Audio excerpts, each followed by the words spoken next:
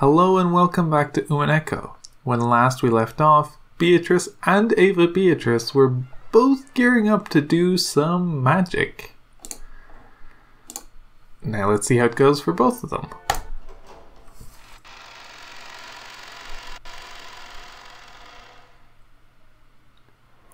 The guesthouse lobby was wrapped in silence. The strings of tension binding Kraus, Nazi, and Ava had already loosened, and they were completely worn out, with their minds beginning to waver. Every once in a while they would stand up and walk around pointlessly, as though fighting their drowsiness. "Are you okay, Ava-san? Please, do take it easy and rest." "I told you I'm fine. The three of us are now the only adults. There's no time to rest. No matter what the cost, we must guard this place until the end." She spoke bravely, but she couldn't hide her rough breathing.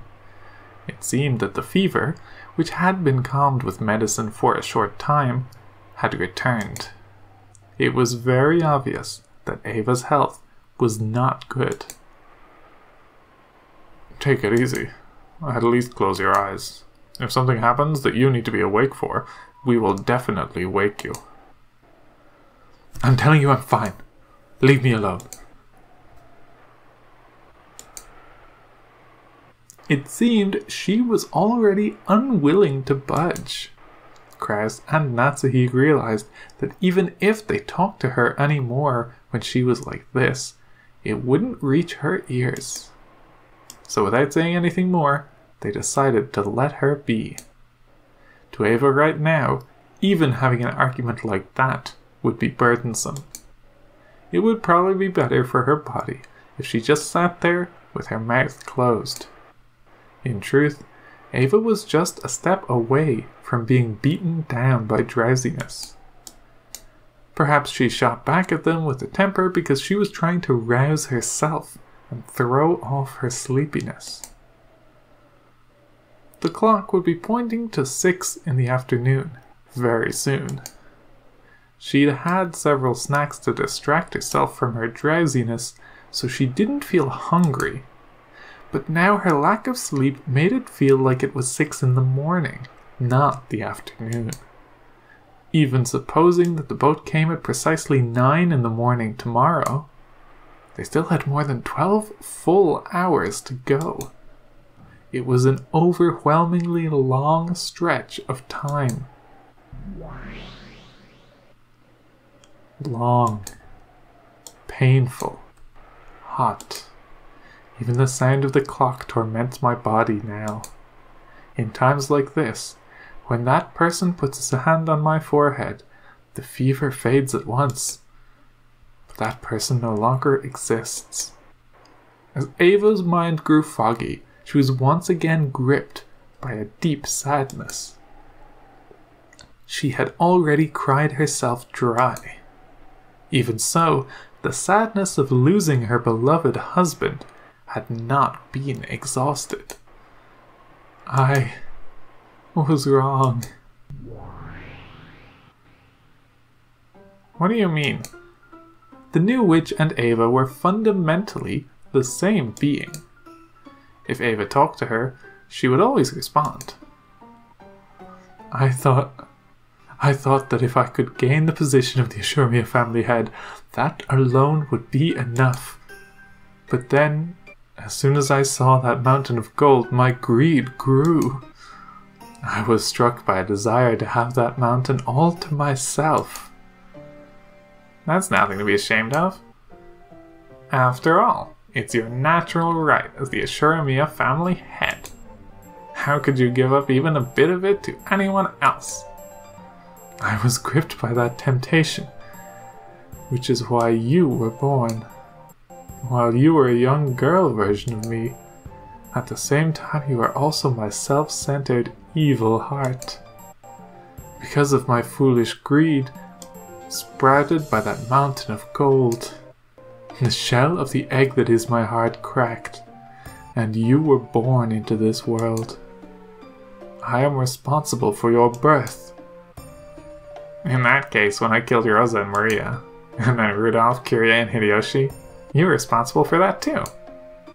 Why did you kill my husband too? Why? I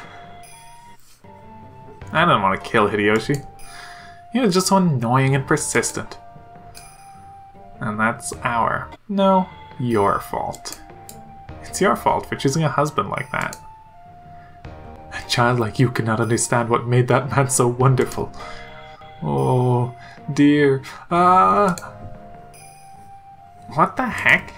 Our dreams were made real with magic, right? We solved the riddle of the epitaph.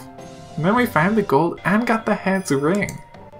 All of our dreams came fully true, right? What more could you want? Those weren't all of my dreams.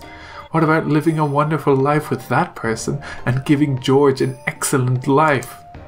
I still have many dreams that haven't come true. As a wife, as a mother, and yet... Oh, that's just extra dreams you added after becoming an adult. They aren't my dreams. That's because you're a child. Do you only care about what's best for yourself? That's right. Everything is my fault. Back then, why did I resist doing what Rosa told me to? Why couldn't I announce to all of the siblings that I'd found the gold? It's all because I'm so hideous. My evil heart, which sprouted from my desire to have all that gold for myself, caused you to hatch. It looks like you really hate me, even though we're both assuring me at Ava. No, that isn't true anymore, and it was you who said it. I am Ashuramiya Ava, and you are the Golden Witch Beatrice. So just disappear. Witches are imaginary, illusions that only exist in fairy tales.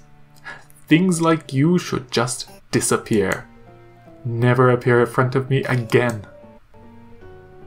Yeah, you're right. I understand.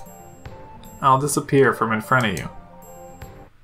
And I am no longer Ashuramiya Ava. From now on, I'm the Golden Witch, Beatrice. So now I can play however I want. I don't even care about you. If only you just give up and die. After having a very childlike tantrum, the witch who had once been another Ava vanished. Only Ava was left behind in the darkness, and she questioned herself. Me? I killed them? Did I kill that person? Did I kill him? She could no longer answer that question herself.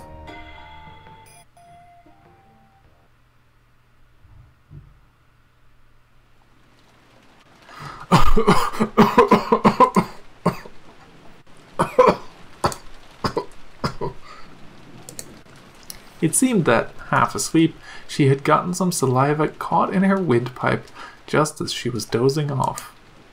Ava suddenly started coughing. Are you okay, Ava? Please, Natsuhi, some water. Yes. I'm fine, okay?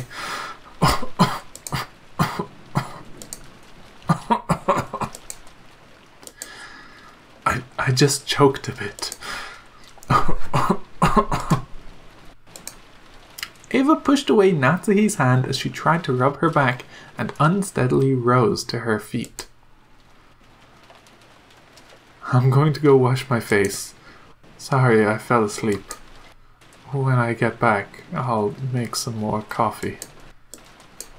Extra strong so that I won't get drowsy until tomorrow morning. Yes, please do. Your coffee is more to my taste than what Goda makes. I'm glad to hear it, even if it's flattery.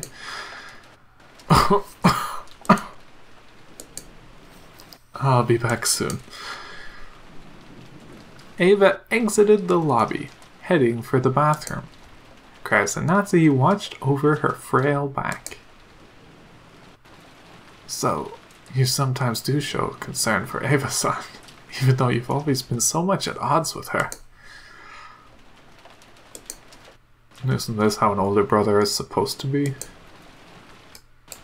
Yes, I believe you're right. It isn't just Ava. There's Rudolph and Rosa too. Instead of acting like an older brother to them, all I ever did was speak arrogantly and bully them. In my own way, I was frantic in my desire to be like father. But I could never match up, and I always vented my feelings on them. But that is no excuse. I probably gave Ava scars so deep that they still have not healed. I regret it. But even if I apologized after all this time, it would do nothing to heal those wounds. If you can hold on to that feeling, instead of only letting it last for this moment, I'm sure your siblings will come to see it, sooner or later. Though by now, Ava's the only sibling I have left. If only you and your siblings hadn't been born into the Ashuramia family. You might have had a more normal, a more fun sibling relationship. You mustn't say that. Ava will probably continue to hate me for her whole life, and she has a right to. I intend to resign myself to that fact and accept it. Dear Ava, I'm sorry. Of course, you don't have to forgive me. Of course I won't forgive you. What are you talking about? After all this time? Oh, so now you're feeling guilty? If only you'd just give up and die right now. Do it, Jester sisters.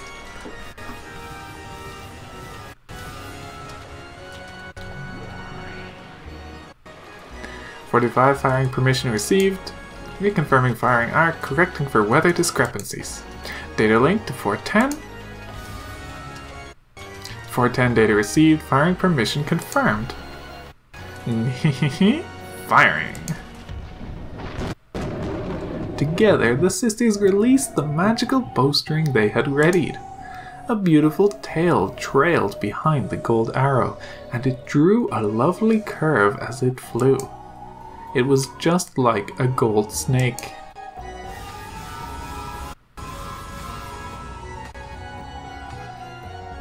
It skillfully avoided a grove of trees and flew towards the front door of the guest house. Then it flew into the keyhole of the door and snuck into the guest house without any problem at all. The gold snake raced down the hall smoothly, yet as fast as an arrow.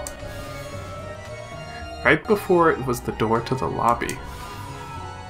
When it flew into the keyhole, Kraus and Natsuhi were already... For an instant, Kraus thought he saw a gold-colored sparkle in the keyhole on the door.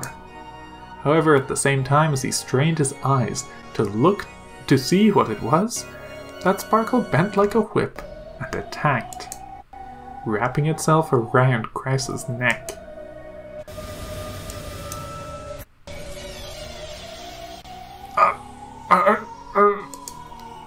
Just looking at it, the gold snake seemed very supple. However, it was as though a wire had tightened around Kraus's neck. And while that snake choked Kraus, it extended even more and also tightened around Natsuhi's neck. Without even a chance to scream, their eyes bulged as they went into convulsions and then collapsed. 45 hit and kill confirmed. Formulating towing curve, revising capture points. Data link to 410. 410 data received. Initiating corpse towing. We got both of them. Yay! The gold snake began to drag Kraus and Natsuhi's bodies back. They slipped through the door to the corridor, dragging the bodies, gradually increasing in speed, and rapidly pulled them outside the guest house. So the lobby was silent, as though nothing had happened. As though Kraus and Natsuhi had not been there since the beginning. Only the sound of the wind and rain remained, as if they were playing dumb and pretending to be the only ones there.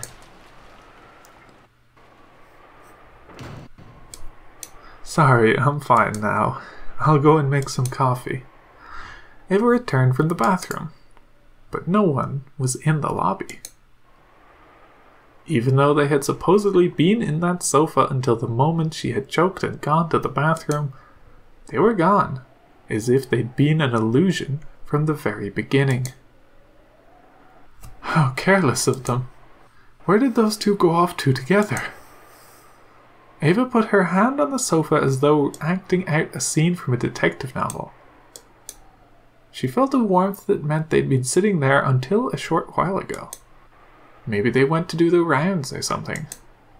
For the time being, Eva sat down and waited for their return.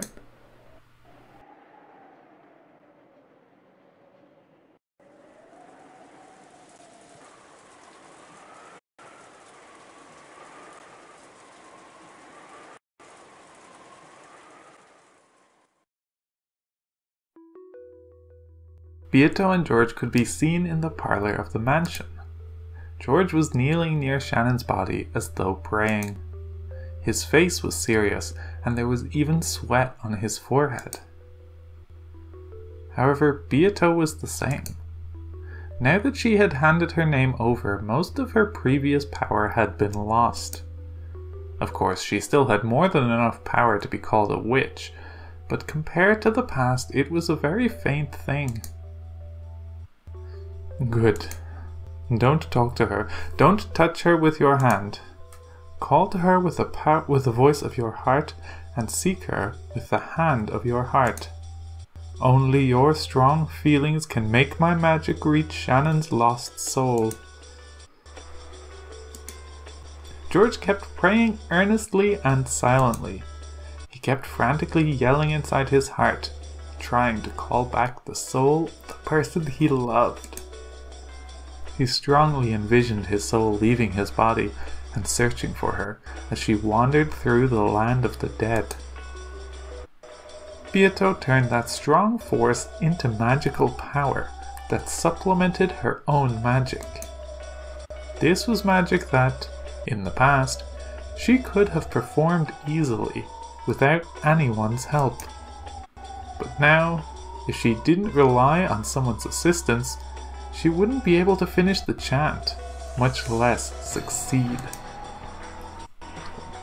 I'd forgotten for several centuries. Was magic? Was resurrection always this difficult? Beato was wearing an even more strained expression than George. It had slipped her mind, but originally the magic to revive a life was the ultimate hidden art. The abnormal thing was her previous magic power, which could be used over and over with a snap of her fingers. So, the heavy burden on her body and mind was, fundamentally speaking, extremely natural. However, this man's power, even though he doesn't know magic, it's nothing to be laughed at. I see, so he truly is Kinzo's grandchild. The strong energy pouring from George was large enough to act as magical power. At first, Beato thought it must be the blood of Kinzo, the sorcerer. However, that probably wasn't it. She had a feeling that Battler had already told her what it was. It had been born from the power of George's sadness at the death of the person he loved, and from the way he had tried his hardest throughout his life. From the warm time spent together with Shannon, to the size of the dream they swore to protect in the future. Is it really possible for humans to take life so seriously, even though they only have a single one? It was only natural. To her, a life didn't mean anything more than the difference between the top and bottom of an Othello piece. If the black represented death, then she thought all you had to do was flip it over again and make it white. However, it was just like that broken vase. To humans in a world without magic, where they cannot return things to their original form, it is very, very natural for them to bet their life and soul. So, is an endless witch who can do as she pleases even with life and death inferior to a limited human who can't even surpass the mountain of death? This time the witch acknowledged it. He was able to hold a magical power that could never reside in witches who didn't understand the value of a life. Why does this thing called the endless magic exist? Even though I called myself the Endless Witch, did I forget what the endless magic means for 1,000 years? She looked at George's expression again. His surging earnestness was like a lightning bolt. Right now, even if George's body had been burned or smashed by a waterfall, he would probably continue to pray for his beloved without minding it, without noticing it. For the first time, she showed respect for that power.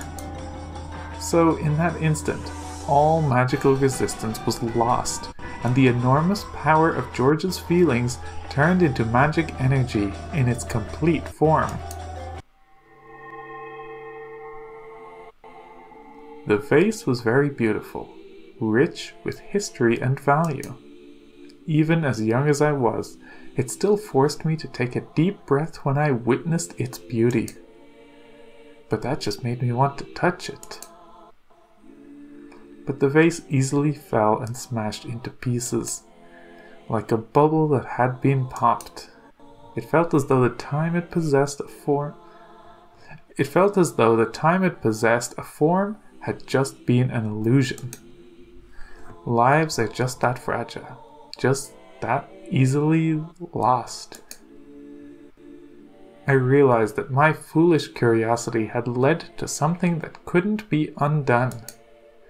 No matter how much I regretted it, no matter how much I apologized, the smashed vase wouldn't return back to its original form. A lost life will not return to normal no matter what happens. I was frightened that, even though my actions had been thoughtless and careless, they had stolen away a life that could never be revived again. Then I pitied that lost life and cried. I was frightened of myself, the one responsible for its loss, and cried even more. I'm sure Grandfather will also cry at the loss of his precious vase. I'm sure that all the people who love Grandfather and see him like that will cry. With the loss of a single life, the whole world can be filled with so much sadness. I cried even more at how terrible that was.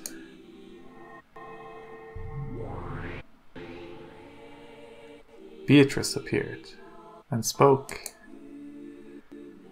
Then, milady, let us revive that vase with magic. If that will make everyone happy, the vase and the magic and the spirits will happily lend you their power and return it to its original form. Come, milady, close your eyes and chant with me. Come, try closing your eyes and try to remember. What form did you have? It was surely a very, very beautiful form.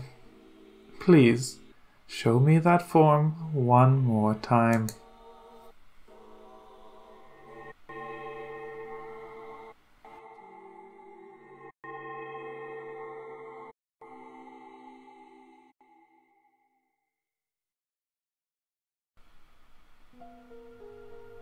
Those words of power knocked forcefully on the door to the land of the dead. The magic of her old self had performed that same forceful knock. However, doing it that way was horribly violent and earned the displeasure of the peacefully sleeping dead. But this time was different. It was very forceful and yet gentle and loving. The dead near the door opened their eyes and called out to the others that there was a voice calling for someone to come back. The sadness of that voice calling from the outside touched the hearts of the dead, and, trying to respond as quickly as possible, they searched for Shannon's lost soul.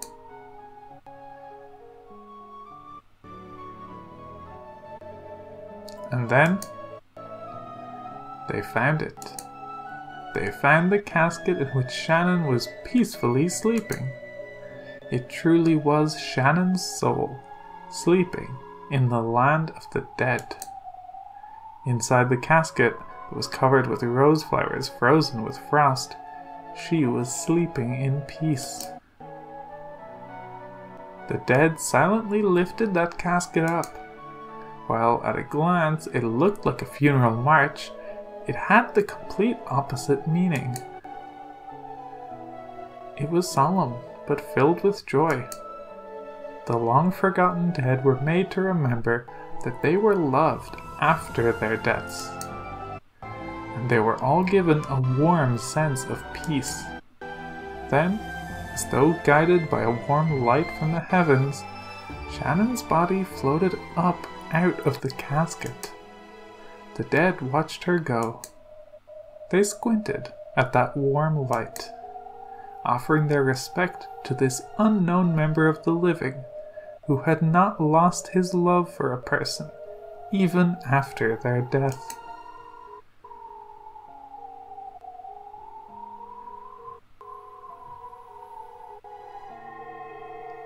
Shannon's body was enveloped in the light from the heavens and began to disappear.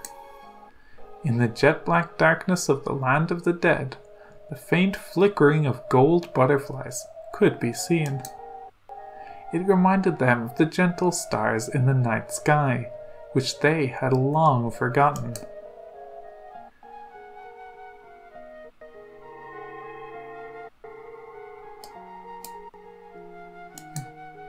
George remembered being told that he must not say anything, and he hurriedly covered his mouth. However, it felt like his heart was trying to jump into his throat, because he had seen Shannon's eyelids shake slightly. Then, those eyelids slowly opened. Shannon's eyes were there, but they were still wrapped in the fog of the land of the dead. However, the human world's warmth, no, her lover's warmth, which had called back her soul, slowly dissolved that fog, and her eyes gradually regained their sparkle. Then, her eyes moved, and recognized George.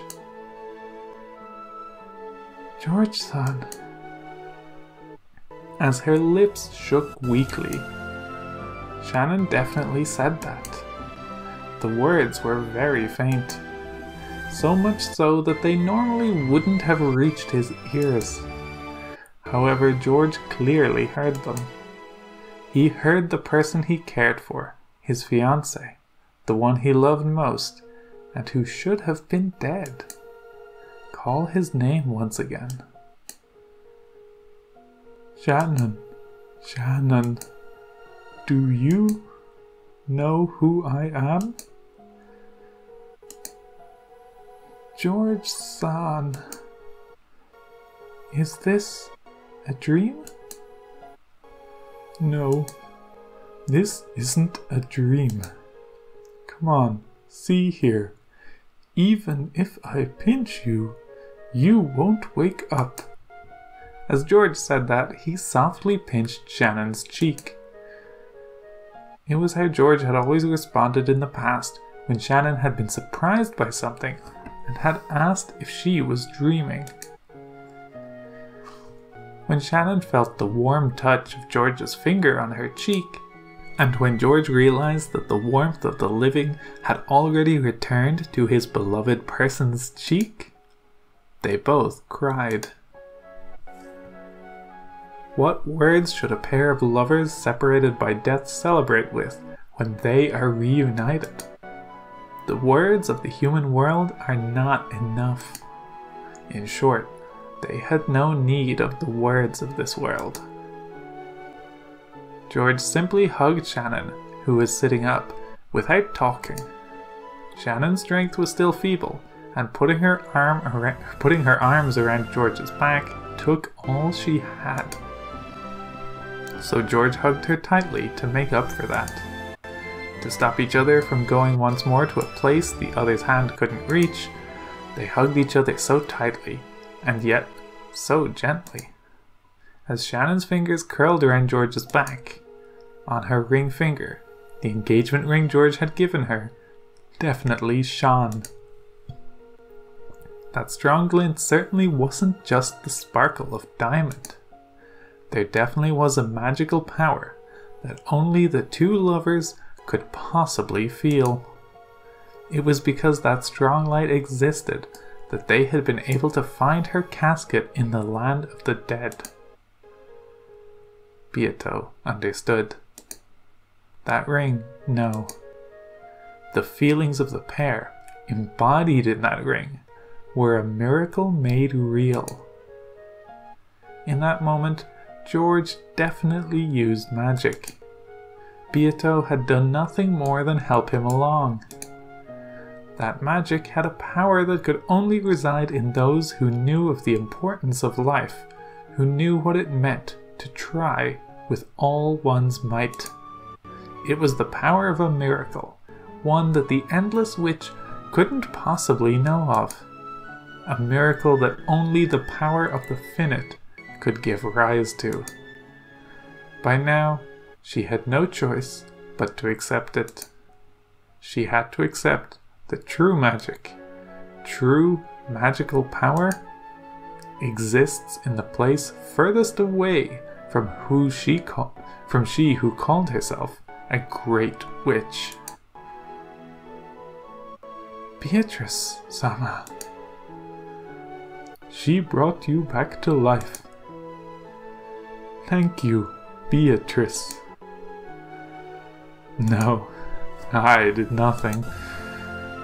What revived Shannon was your magical power. It was your magic. The assure me of blood which makes miracles come true surely saw you through. George-san revived me? Indeed. It was an incredible display of magical power, one that I could not hope to compete with. So, I am still nothing more than an apprentice. Now I finally know my place. Beato staggered backwards. Her physical strength was clearly exhausted. She had humbly said that George's power alone had revived Shannon, but Beato had also used all of her magical and physical strength. And she reflected upon how difficult it was to revive a single life, something she'd been able to play around with however she wanted to in the past. The couple kept on embracing each other tightly. By doing that, those feelings that couldn't be communicated with a billion words were shared. Thank you, Beatrice. We're in your debt. Thank you very much, Beatrice-sama. I'll never forget the debt I owe you for bringing me to George again. Stop that. Being thanked by a pair of lovers is far too embarrassing for one who has been feared as a monster of a person. Don't worry about me. Celebrate your reunion together to the fullest. Beato, who was leaning with her back against the wall, slid down the wall and sat. How many centuries had it been since she last grew this tired from using magic? I probably haven't been this tired since the time I first succeeded in magic. Didn't teacher praise me that time? No, but didn't I kill that same teacher who praised me? Don't be so naive, Beatrice. Isn't that what killing means? Finally. It seems you've finally remembered how to use magic. My head feels parched and suffocated, and I can't even remember. More importantly, didn't I kill you? You shouldn't be appearing. You are still allowing me to live even now. That is why I can appear like this. However, I did not come just to pat your head. Did you come to sneer at how pathetic I am? Anyway, if I have my head patted by a retired witch after all that's happened, the other witches might laugh at me. That's right. According to your bragging, you are not only a full adult, but a retired one. And yet, only now have you learned how to use magic. That certainly does sound too embarrassing to tell anyone. Yeah, tell me about it. Keep it a secret, okay, teacher? Beato gazed at the couple hugging each other with a sense of pleasant despondency.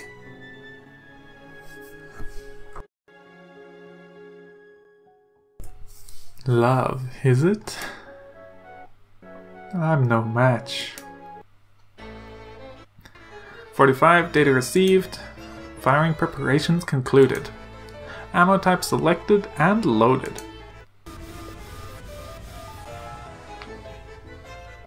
For 10 firing.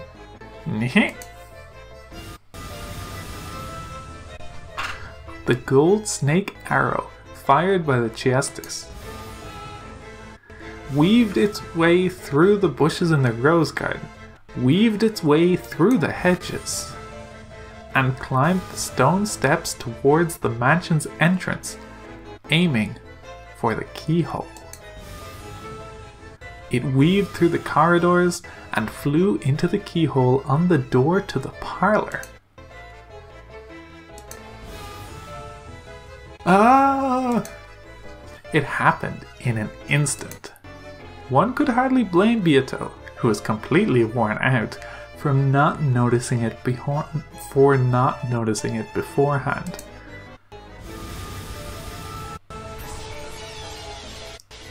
Right before Beato's eyes, the gold snake flew in through the keyhole, surrounded the two lovers, and pierced the two hearts in a blink of an eye.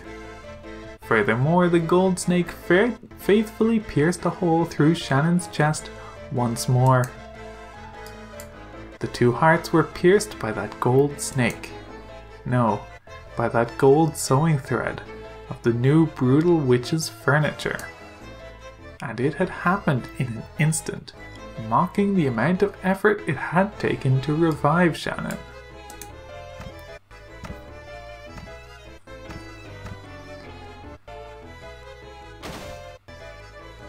Before Beato's shocked eyes, the two fell over and landed on the floor. George! Shannon! Thank you, Beatrice, for letting us meet, even just for a short while. Thank you. George spent his last breath thanking Beato, and died alongside the one he loved. The gold snake, which still sewed the two in place, spun like a large cyclone, revolving around the inside of the parlor. It was searching for further prey in that room. Then the tip of the snake met Beato's gaze. In that instant, Beato was prepared to die. At that moment, Virgilia stood in front of her, the fingers of both her hands drawing a seal. Instantly, the gold-colored gold leaf buried the inside of the parlor. It was like a blizzard of gold. Beato, run while you can. No one can escape from the Chiesti's golden bow. 410 target lost? Yaha, it's magical chaff. 45, roger that. Modifying search algorithm. Switching to ANSI personnel image-based tracking.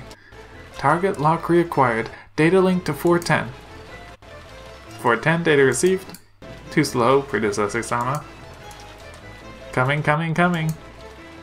Impact. Prey targeted by the Chiesti sisters' golden bow did not escape. It could not be blocked. No magical barrier could even dream of blocking it without being multi-layered. The gap opened during that instant of confusion caused by Virgilia's deception magic was Beato's only chance to escape. And it was the only chance to make the sisters confuse Virgilia for Beato. As Virgilia spread her arms wide, blocking the way to her beloved disciple, the gold snake pierced straight through her heart. After sneaking in through the keyhole, the snake shot through George, Shannon, and then Virgilia in an instant, completely failing to notice Beato as she used that instant to escape.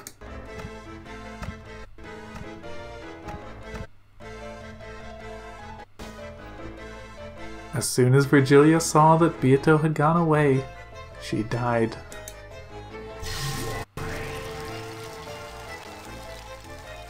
The strength left her body, and like gold dust drifting in the wind, her form was erased. Beato completely erased all traces of her magical power, became gold butterflies and passed through the wall, escaping to the wind and rain outside. Damn it. Damn it. Damn it. You bitch. You bitch. Beato felt regret from the bottom of her heart. Why? Because she had been attacked by the new witch? Probably not. Of course, she hated losing her teacher. And even more importantly, Beato was enraged at the barbarism that had boorishly stolen away the reunion between two lovers. Beato had poured out almost all of her magical power to reunite them.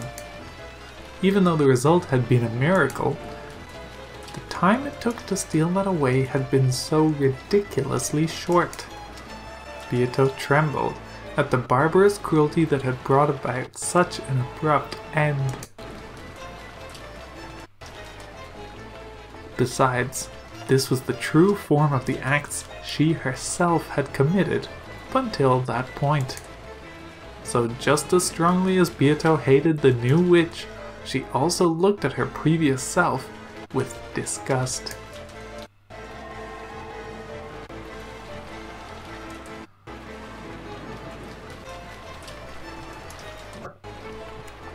But now, she had to escape. If she was targeted next, she would probably lose her life. To think that a chess player had descended, thinking they were like a god, only to be attacked by the pieces.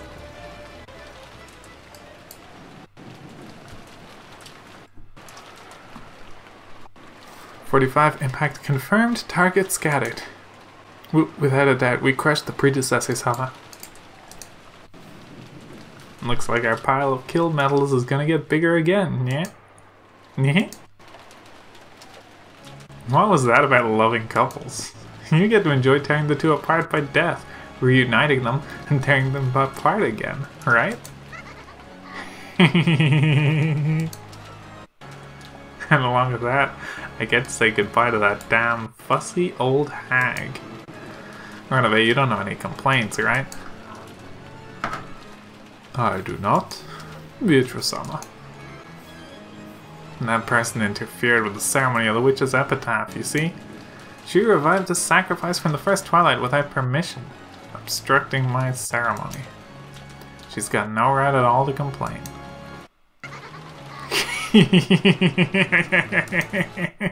But it sucks that she didn't leave a corpse behind. And I thought I'd be able to torture that old hag to death over and over again endlessly.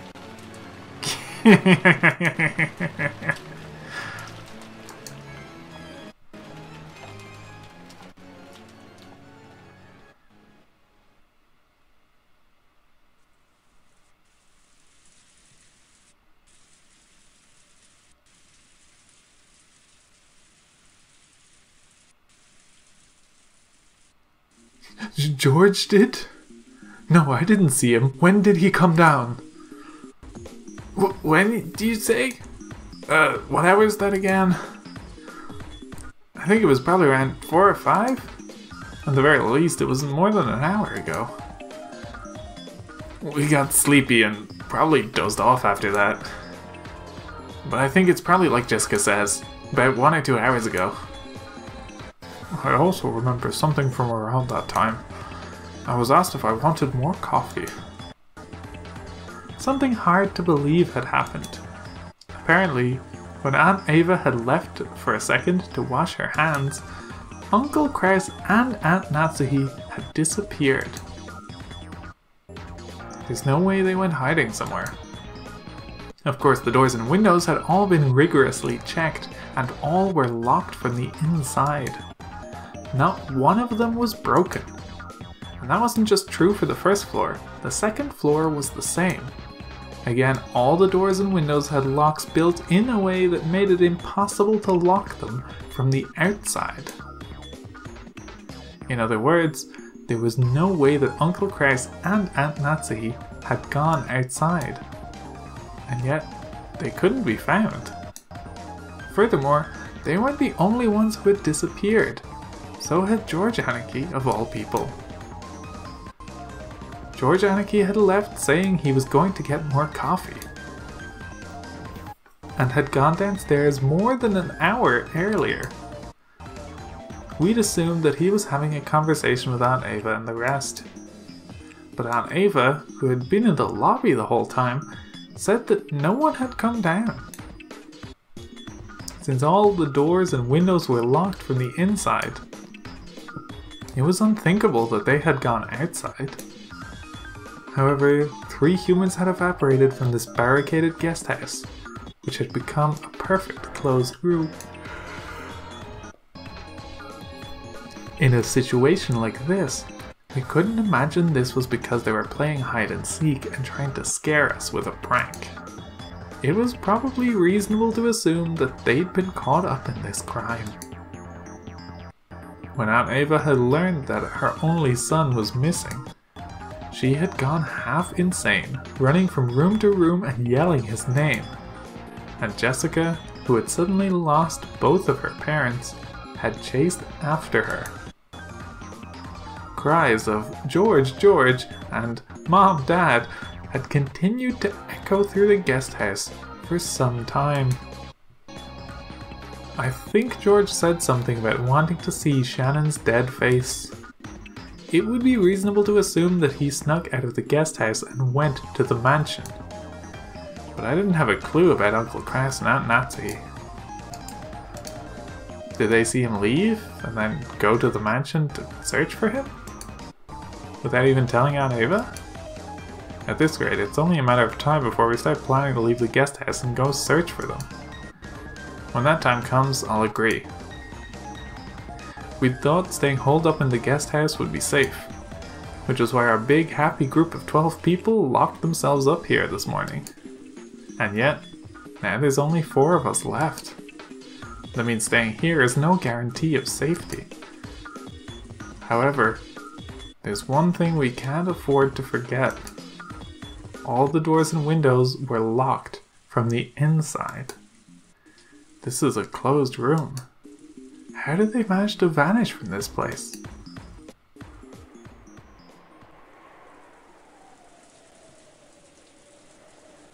We searched around thoroughly. However, we couldn't find any traces of someone hiding. The three of them had almost certainly been taken outside the guest house. I wonder how it was done. You don't think there might be something like a hidden door? A hidden door? The doors and the windows were built in a way that makes them impossible to lock from the outside. Even using a fish line, it would probably be impossible with the way they're constructed. So it might be reasonable to assume that they left via something other than a door or a window. You're right. That does make logical sense. No one can be sure that no hidden doors exist. However, before leaping to that conclusion, I suspect a much simpler possibility. And what would that be? For some time, Battler had been opening windows, opening shutters, and checking outside, repeating this for each window. This window's pretty quiet. I see, unlike the other windows, because of how the building's shaped, the wind doesn't blow into this one. It appears that way. It feels strange that no wind or rain comes in, even though there is so much of it outside. Dr. Nanjo, when I opened the window just now, did you hear a sound? Huh? No, I did not notice it. I believe it is well oiled. In other words, it's possible to slink through a window in the hallway when no one's looking. Furthermore, the wind doesn't blow in through this window, so the air pressure wouldn't cause the curtains or a door to make a sound. It'd be quiet. Battler leaned forward and looked at the ground below. He was searching for some sign that George had jumped down. But at a glance, he didn't see any mark like that on the grass in the middle of the pouring rain. There might also be a window like this on the first floor. It would be possible to go outside without anyone noticing. However, not only the doors, but the windows too are all locked, and even the shutters are. And the shutters are even down as well, correct? It may be possible to go out through them, but you couldn't lock them afterwards. Sure, you can lock them. Just like this. Click. Battler closed the window and locked it, as though this was perfectly obvious. But Battler-san, you aren't saying... If someone inside locked it afterwards, this closed room is as easy as pie. But that means... Oh... Nanjo turned pale and shook his head several times. Because the thing Battler had said had forced him to face a fact that was frightening even to imagine. That's only if the trick I'm thinking of actually happened, okay? However, with this trick, only a very limited number of people could be suspected. He didn't want to say it in front of Nanjo, but after eliminating Jessica, who had been with him the whole time, only Nanjo and Ava could have done it. I did not do anything of the sort. Yes, I swear it. In this case, it becomes a battle between Aunt Ava and Dr. Nanjo for an alibi. We just have to suspect both of you, and can find the two of you separately. To say it the other way around, the more survivors there are, the more effective this trick might be. But since our numbers have shrunk so much, it isn't effective at all. No, on the contrary, there'd be a chance of having your own neck strangled by using it. It would have been more advantageous to make it look like the culprit was outside, to intentionally leave a door unlocked or break a window. If this disappearance drama had taken place midday today, I'd be able to claim this theory with full confidence. However, at this stage, I'm not too confident at all. What's going on here? What in the world does it mean? This closed room. You don't think, What is it, Dr. Nanjo? Even if it's just a thought, please say it. Nanjo looked like he was trying to swallow his own words.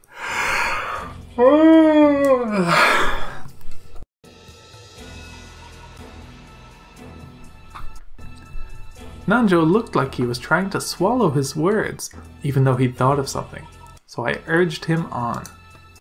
After Dr. Nanjo refused several times, saying that it was just a foolish idea, he finally said it out loud. Well, don't you think this might actually be the work of the witch? Ridiculous. There's no way witches exist. The witch is trying to make her case to us. Specifically because she's doing things that humans cannot do. She must be trying to make us accept her as a witch.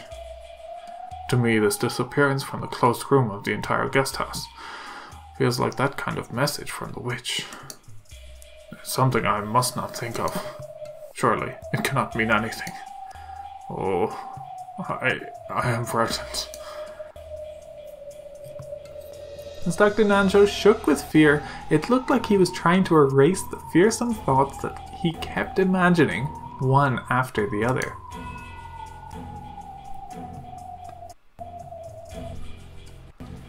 When we went down the stairs, Aunt Ava and Jessica were enraged, and were each persistent in their desire to leave this place and search for their respective families. It was a desire that naturally hits those who can no longer see their family. Aunt Ava told Dr. Nanjo and me to stay here, but I shook my head and started walking. I've been shut up inside for a long time already. I've started wanting to breathe some outside air. Yeah, if we're going, let's go quickly. There's no way I'm going to keep myself shut up in a place like this anymore. Let's go and find Mom, Dad, and George Nissan right now. The blood had all risen to Jessica's head. I hope it doesn't set off her asthma. If anyone wants to stay, go ahead and stay. We'll be searching outside. What about you, Dr. Nanjo? Will you watch the place by yourself? No. Allow me to join you. Rather than holding up alone in a guest house whose security was by no means guaranteed, it would be better to enter a danger zone as a group of 4 people. Aunt Ava had a gun. Moving separately from her was almost like asking to be made into the next victim. In this way, the 4 of us decided to leave the guest house. Even though it should have been safe to barricade ourselves here, we lost 8 people after doing so. It was almost as though this was a holding cell from which the sacrifices could be killed, one after another. We removed the chain, unlocked the front door, and opened it. It was already pitch black. While there were some lights outside that dimly lit the pathway, they didn't have enough power to pierce the darkness that some suspicious person might be hiding in. I'm going. If you fall behind, you're on your own, okay? Still holding her gun, Aunt Ava dashed out without an umbrella. Jessica followed after her. After glancing at each other, Dr. Nanjo and I chased after them. What in the world is happening in this mansion, on this island? I've just been shut up in the guest house with the rest of the cousins since yesterday, so I don't know anything about what's going on outside. Just what is happening that I don't know about. Outside this room, in the mansion, and on this island. Everything is happening. Everything is proceeding. And everything is ending without my knowing it. Somewhere in my heart, I've already started giving up. Most likely, not one of us will see tomorrow morning. When the seagulls cry, nobody will be left alive.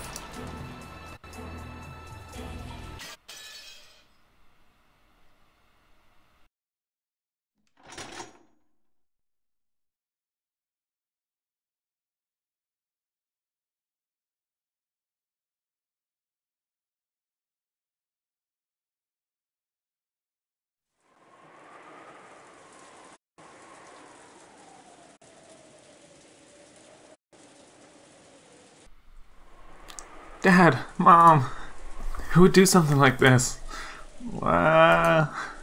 Jessica's woeful voice echoed throughout the rose garden. Perhaps it was the intuition of a person who lived on this island. After checking the part of the rose garden where Aunt Rosa and Maria had fallen and seeing nothing, Jessica went to look in the arbor next. Normally, the arbor was probably a wonderful location to enjoy tea peacefully while appreciating the roses on a good sunny day. Maybe even Uncle Kraus and Aunt Natsuhi had days when they relaxed and enjoyed their tea together here. In that arbor lay their corpses. At least they aren't drenched in the rain like Aunt Rosa and Maria had been. But there was no way I could say that out loud to Jessica at this moment. What do you think, Dr. Nanjo? Strangulation, I believe. Come, take a look at this. On their necks there are distinct markings that something thin was used to strangle them. Right. I doubt those things were the primary cause for their deaths. Right there lay two stake-like weapons decorated with an occult design, which had been found driven into Uncle Kraus's thigh area and near Aunt Natsuhi's calf. When we found these sticking out of my parents' forehead and chest, we decided to preserve the crime scene and leave them for the police. But Jessica didn't care about such matters and immediately pulled the stakes out of her parents' forsaken bodies. By now, bodies gouged in the head, chest, stomach, knee and leg have been found. Damn it! I'll kill that murderer. Kill him! With this, the 8th twilight has been completed. Is this going to continue on to the 9th twilight? The witch shall be revived, and none shall be left alive.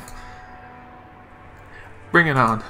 If the witch revives, that means the culprit is going to make his grand appearance, right? No one's going to be left alive. Bullshit. I'll kill him. I'll definitely kill the culprit who killed Dad and Mom with my own hands. Jessica let her emotions flow out as she howled furiously. To avoid being crushed by grief, she could do nothing but resist it with anger. We still haven't found George. Jessica, you children had better stay here. I'll go into the mansion. Eva-san, we mustn't split up. It's dangerous if we do not all stick together. There's nothing we can do for Nissan or his wife. But George may still be alive somewhere. I have no time to waste here. As Aunt Ava screamed this, Jessica glared at her. Ava had no more time to bother about the dead. She was more concerned for the safety of her only son, who had yet to be seen. Jessica-chan, you should stay by your father and mother's side. I'll make a short trip to the mansion. Battler-kun and Dr. Nanjo, you two can stay here as well. After arbitrarily saying this, Aunt Ava rushed out of the arbor. Oh, before I forget, let's look at the new portrait descriptions. Ashuramiya Kraus. His corpse was found in the Rose Garden Arbor.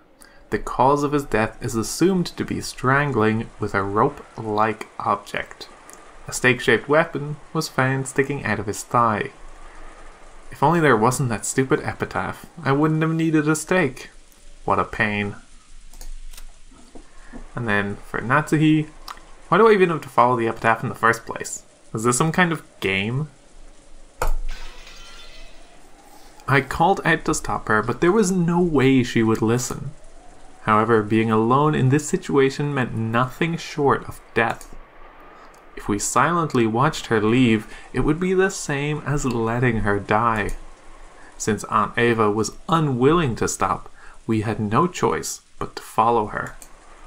And while it may be cruel to say so, Uncle Kraus and Aunt Natsuhi were already dead. so there was nothing more we could do for them. In the end, we had no choice but to console Jessica and head for the mansion together. Fortunately, Jessica stood up. Perhaps she had been able to break free from her grief. But what had surfaced in its place was an expression like a demon's. "I'll kill that person with my own hands. I'll definitely avenge them. Let's go, Battler. If we find this culprit, don't get in my way. I'm definitely gonna kill them. I've got my own parents to avenge. Sorry, but this is first come, first serve." "Yeah, that's right. Let's kill them." At my words, Jessica finally seemed to feel like we sympathized with her emotions. She still had that dark expression, but I felt that Jessica had regained some of her sanity. We took off, chasing after Aunt Ava. Through the rose garden, up the stone steps, running at full speed towards the mansion, whose large, intimidating shadow flashed in the lightning. With this, the murders of the epitaph have reached the 8th twilight. And then, on the 9th twilight, the witch shall revive. None shall be left alive. I will most likely lose my life, but at the very least, I want to burn the truth into my eyes. That's the only thing motivating me to move right now. We were able to meet up with Aunt Ava, who was having trouble with the lock to the front door. It seemed that all the blood had risen to Aunt Ava's head. That was probably making her fingers clumsy. It looked like she couldn't even handle the simple task of inserting the key into the lock. Then there was a faint sound. The sound of the door unlocking. Just as though it had waited for all the survivors to unite before opening. It felt to me as though the malicious mansion was trying to swallow up all the remaining humans at once. Perhaps the stench that erupted outwards the instant the door opened couldn't be described as just a smell. It wasn't just the charred smell from Grandfather. I think it also may have contained the regrets of the servants and Dad's group. All of the dead. What did it mean as it floated out, overwhelming us? Was it the cry of the dead, telling us not to enter? However, Aunt Ava didn't even flinch at something like that. And we, who had to chase after her, were forced to step into the mansion, even after receiving that message. "George? George! If you can hear me, answer! George!" Aunt Ava shouted at the top of her lungs. Considering the situation, it's probably far too optimistic to imagine that he's alive. When we started following Aunt Ava's example and calling out George's name in loud voices, Aunt Ava spotted something and stopped walking. She was standing in front of the door to the parlor. "What is this?" Dr. Nacho, could you come here for a second?" What is it?" I'd heard about the eerie magic circles written on doors, like the one on the parlor, from the adults. Eerie is the only word to describe that thing, which was scribbled with a deep red paint reminiscent of blood, so that it slowly dripped down. However, that had supposedly been there since this morning. Wondering why Aunt Ava, who had supposedly seen it already, would think it odd now, Jessica and I stared at the door. "Certainly, I have no memory of numbers such as these being written here." Right, they weren't. Eerie magical characters were written here, but not numbers. From what the two of them said, only the magic circle had been there this morning. However, right now, there were 8 digits written near the upper part of the magic circle.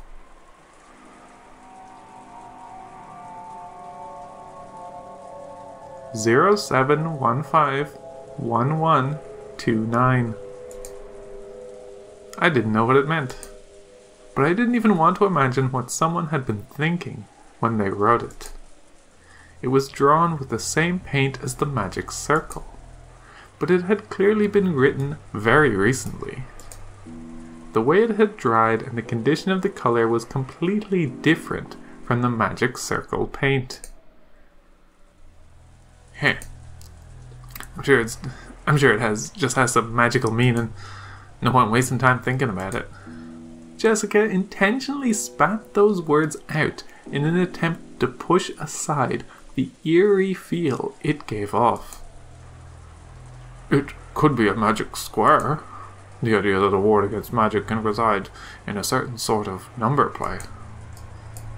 I believe everyone has heard of the one where adding all of the numbers in each row leads to the same sum. Wasn't that a group of numbers buried in a rectangle?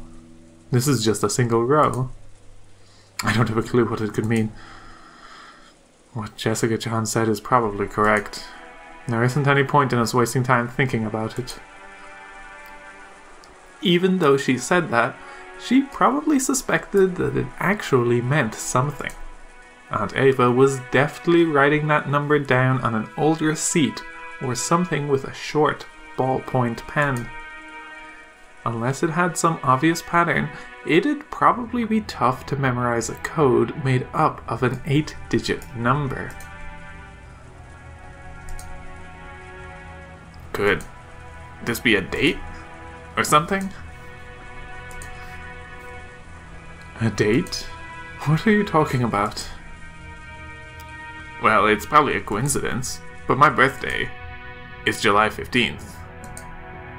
Once I thought that 0715 might refer to July 15th, I figured that if 1129 stood for November 29th, maybe that'd fit perfectly.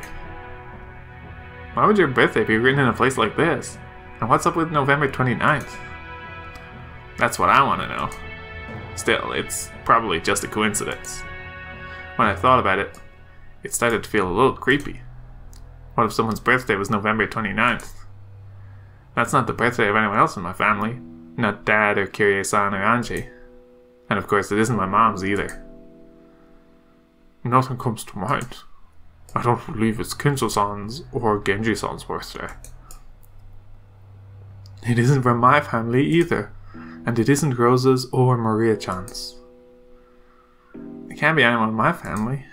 And it isn't Kanakin's or Shannon's. I always give the servants presents on their birthdays, so I know it for all of them. But I don't know anyone who was born on November 29th. Once we started imagining that the 8 digits weren't meaningless, but actually 2 dates written together, it really started to look that way. However, its true meaning may be something completely different. Or there may be no meaning at all. Anyway, since we don't have any real clues, it's probably pointless to stand around here worrying about it. The inside of the parlor is much more important. This morning, behind each of the doors with a magic circle drawn in them, had been the body of a victim. So, if something new has been added to this door, does that mean something new has been added inside the parlor? When Aunt Ava tried to open it, she felt the resistance of the lock. She immediately took out a master key and put it in the keyhole.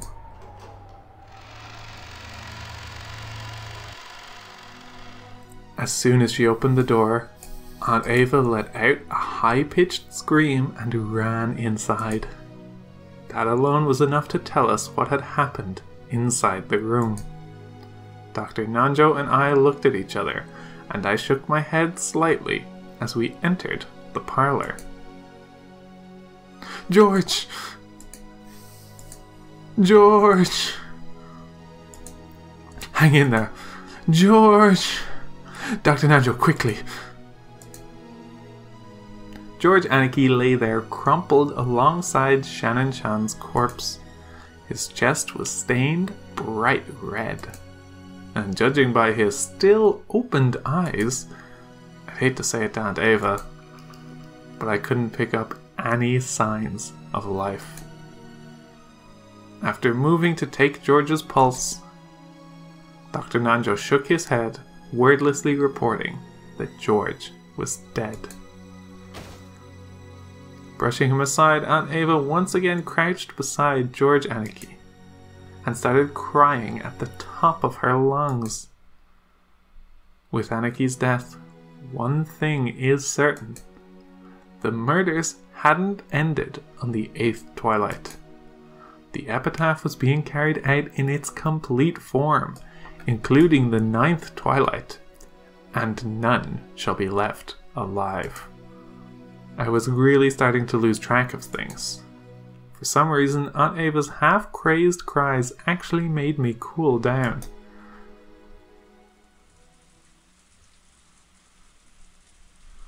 Let's check on the new death report. Ashuramiya George. His corpse was found in the mansion's parlor. The weapon used on him is assumed to be a gun or spear-shaped object. In exchange for his soul, the witch gave 8 numbers. 07151129. If you say it, a small golden land will be opened. Crestfallen and exhausted, I flopped onto the sofa and plunked my feet on top of the table. Actually, one thing, I wonder, do we have a death screen for? No. Virgilia got killed, but witches got special rules, I suppose. Maybe all those murders numbed my heart. Instead of just being frightened, I felt completely confused. Dad and Kirie-san are dead, and people have been killed off one by one, starting with the servants. And there's been a hell of a lot of them by now. I don't know when the first murder happened, but they might have been killed at a rate of about 1 person per hour by now. We believe that the boat will come for us around 9 o'clock tomorrow. There's still a full 12 hours until then. How many more sacrifices to the witch will there have to be for us to survive? With the 4 of us, if one goes each hour, we won't last any longer than 4 hours. We don't even know if we'll last until midnight tonight. Yesterday, after lunch, we came into this parlor. Just as they started talking about serving some tea Aunt Rosa had bought, we kids decided to take a walk. Maria was jumping around, wasn't she? Didn't Shannon-chan bring us some cookies? She said Kumasawa-san had baked them or something. It would have been hilarious if she'd baked some mackerel into them, wouldn't it? That's right. I'll never hear Kumasawa-ba-chan's mackerel jokes again, will I? Alright, if I only remember stuff about Kumasawa-ba-chan, that wouldn't be fair to everyone else. Why did Dad and Kirie-san even go outside? It's not like going without food for a day would kill us. So why did gluttony get a hold of them and make them go out for food? I'll bet that fearless dad of mine just started complaining about being hungry. Kirie-san, you were supposed to be the brakes for my reckless dad. Why didn't you stop him? And what about your daughter, Anji? She's still just 6 years old. Don't tell me you plan to leave her in my care. After all, it's doubtful now whether even I'll be able to leave this island alive. Stop! Why are you fighting at a time like this? Jessica-san, stop! It's been kinda noisy for a while. By the time I looked up to see what it was, Jessica and Aunt Ava had suddenly started fighting each other. No, maybe I should say that Jessica was grabbing at Aunt Ava. Ava killed Dad and the rest. There's no other explanation. How foolish. Why should I know anything about what happened to your parents? Who was on the first floor of the guest house? Aunt Ava. Dad and Mom were in the first floor lobby along with her. And who was left alive? Only Aunt Ava. Why? It's obviously because you're the culprit. You killed Mom and Dad, carried them outside, and then shamelessly locked the door, trying to make it seem like it was the witch's doing. Then why do you think George disappeared? He never came down to the first floor, so did he disappear from the second floor? And who was on the second floor? You people were, right? You knew, didn't you? You knew that George slipped out of the guest house, and you brazenly acted as if you didn't know anything. If you'd stopped George, he'd be... I said stop. Jessica-san was in the cousin's room the whole time, and Ava-san was in the first floor lobby the whole time. Neither of you is responsible for anything. What we have here is simply the sadness of losing family members. The culprit is no one, nowhere. It is all just the witch's fault. So stop hating each other, you two. The witch's fault, huh? I wonder if that's a good way to cool down the situation right now. Yeah. I finally understand why 3 people evaporated from the guest house. When all the doors and windows were locked from the inside, this is what they were after. Making us think the culprit was inside, and sparking this ugly mutual hatred. Has to be the culprit's, the witch's, goal. But if that's the case, how did the culprit lock it from the outside? When Dad's group was attacked, their master key was definitely stolen. But the doors and windows to the guest house were built so that you couldn't lock them from the outside, no matter how hard you tried.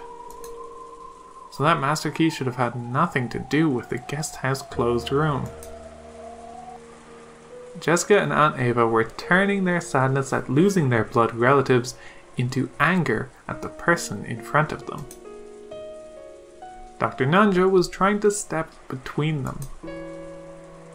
And I sat on the sofa, staring up at the ceiling, thinking about things that didn't even matter anymore, with a worn-out expression. I just couldn't believe that this was the same parlor that had been so warm and pleasant midday yesterday, for just a short time before the typhoon hit. Yeah! Ah! The sudden sound of a gunshot shook me out of my half-asleep trance. Smoke was rising out of the barrel of the gun Aunt Ava held. Jessica had fallen to the floor and was covering both her eyes. Aunt Ava and Dr. Nanjo were looking down at her in shock. Are you okay, Jessica-san? Jessica-san? Ah! It hurts, it hurts, it hurts! Ah! It wasn't my fault. This happened because you came at me even after I told you to stop. Hey, wait a sec, what's going on? So, did Jessica grab at Aunt Ava, which turned into a scuffle? Did they start fighting over Aunt Ava's gun? Did some kind of impact cause the trigger to be pulled? I didn't know if the bullet had grazed her or if she'd been burned by the discharge. But either way, Jessica was covering both of her eyes, screaming, "It hurts, and rolling around on the floor. Don't worry, calm down. It is not a serious wound, so get a hold of yourself. My eyes hurt, it hurts. I can't see. I can't see. Dr. Nanjo let Jessica borrow his shoulder, saying that he would tend to her in the servant room. The servant room in this mansion had a bed and a first aid kit, and was able to function as an infirmary. Damn it! You killed Mom and Dad! I'll kill you, I'll kill you! It wasn't me, it wasn't me! Jessica-san, you'll aggravate the wound, so don't move about. Come, let us go to the servant room. Jessica continued to curse Aunt Ava as her parents' murderer. It seemed that Aunt Ava couldn't conceal her trembling at the fact that she had pulled the trigger, even if it had been an accident. It wasn't my fault. It happened because that kid jumped at me. I didn't kill anyone. More importantly, who killed George? That's right, who killed George? George! George! It isn't my fault, it isn't my fault. Well, wait a second, Ava. Don't go off on your own. I didn't know if it was because Aunt Ava couldn't bear her mistake, or if she'd given up control of her body to anger at the person who had killed her only son, or if it was both of those all mixed together. At any rate, she ran out into the corridor, yelling, fearful, and screaming. I was also worried about Jessica's condition, but right then, I couldn't leave Aunt Ava alone. Why would she go off on her own in this mansion of all places? Is she suicidal? Dr. Nanjo took Jessica towards the servant room. I chased after Aunt Ava, dashing into the depths of the mansion.